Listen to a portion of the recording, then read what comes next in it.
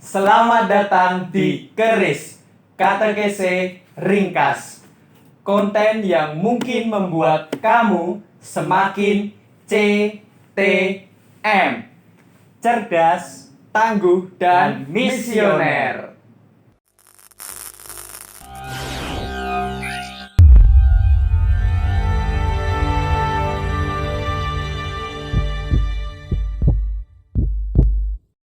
Halo teman-teman sekalian, bagaimana kabarnya? Semoga sehat dan tetap menaati prokes, protokol kesehatan. Nah, pasti teman-teman sudah lama menanti konten Keris, Katekese Ringkas. Di mana? Di channel YouTube ini. Pasti teman-teman bertanya, kok hostnya beda sih? Izinkan kami untuk memperkenalkan diri kami. Nama saya Gabriel Ari Adi Dharma, biasa dipanggil Adi Dharma. Dan saya, Andrea Subagio Wahyu Pribadi, bisa dipanggil Bagio.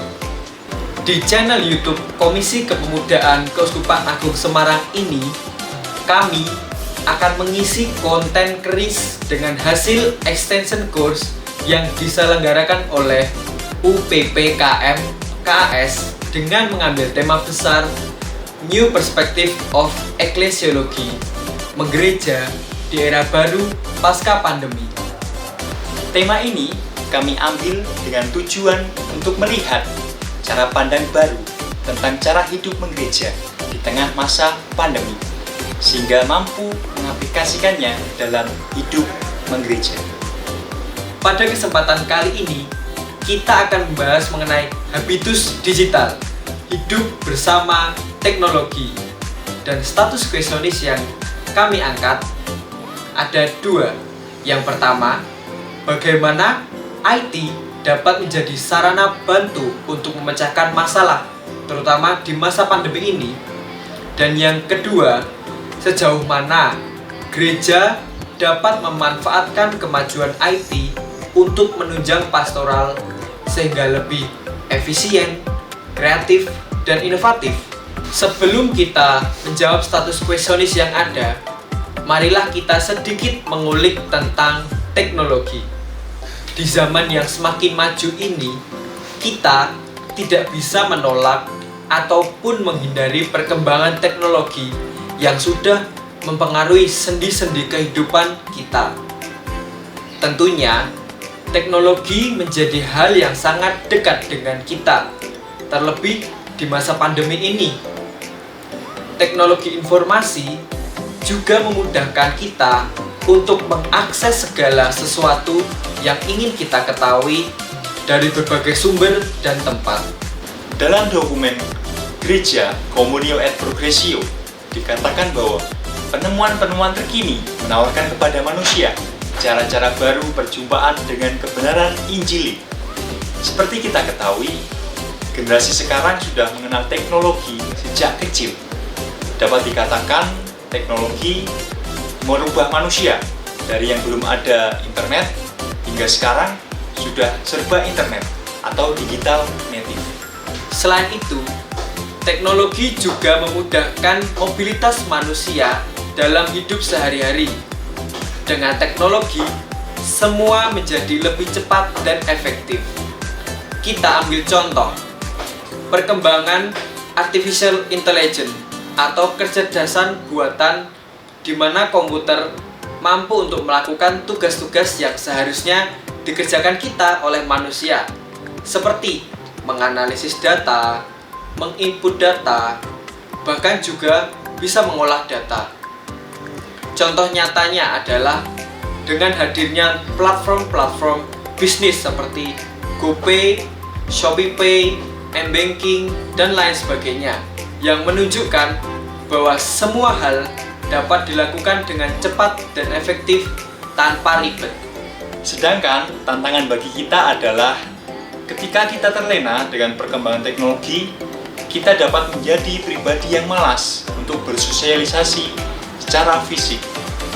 Bisa jadi kita kecanduan internet atau HP, atau yang lebih buruk adalah kita dapat menulis atau mengintik secara bebas komentar-komentar jahat atau pedas bagi orang lain.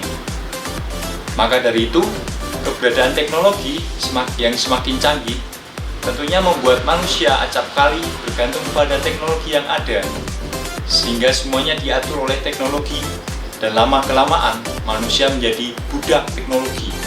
Padahal seharusnya manusia yang mengendalikan teknologi. Akan tetapi, jika semuanya serba digantungkan dan mengandalkan akan teknologi, maka yang menjadi pertanyaan bagi kita semua adalah siapakah kita sebagai manusia dan apakah peran kita sesungguhnya?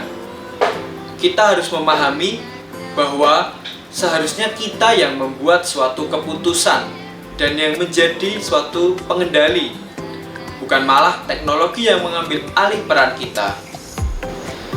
Kemajuan di bidang teknologi informasi ini memberi pengaruh bagi kehidupan menggereja, di mana gereja diajak untuk mengambil peran sebagai garam dan terang dengan memanfaatkan media komunikasi yang tersedia.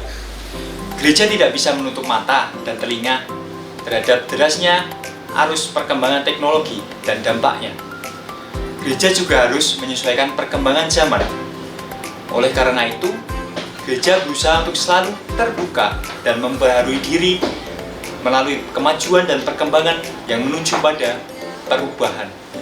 Ketika terjadi perubahan, harus ada pembenahan atau pembaruan diri secara terus-menerus dengan spiritualitas pertobatan, keluar dari kebiasaan lama dan menemukan cara atau kebiasaan baru. Gereja sudah berusaha untuk terbuka pada zaman yang maju ini, seperti gereja di Keuskupan Agung Semarang yang berusaha untuk masuk dalam perkembangan zaman, salah satunya melalui IT, melalui peribadatan online, pembuatan dan pengarsipan data-data, kemudian ada tata kelola keuangan, dan lain sebagainya. Selain gereja yang terbuka akan zaman, umat manusia, terutama umat Kristiani, juga harus terbuka dengan teknologi yang semakin maju, dengan membuat sesuatu yang baru. Sebagai umat Kristiani, kita, terutama bagi rekan-rekan muda, ditantang untuk siap berubah, berani mengambil resiko, serta berani menjadi seorang leader untuk kemajuan masa depan gereja. Terima kasih telah menonton konten Kris ini. Semoga kamu semakin CTM, cerdas, tangguh, dan misioner. Jangan lupa untuk like, komen, subscribe, dan share ke teman-teman kalian. Sampai jumpa di episode Kris selanjutnya. Salam CTM.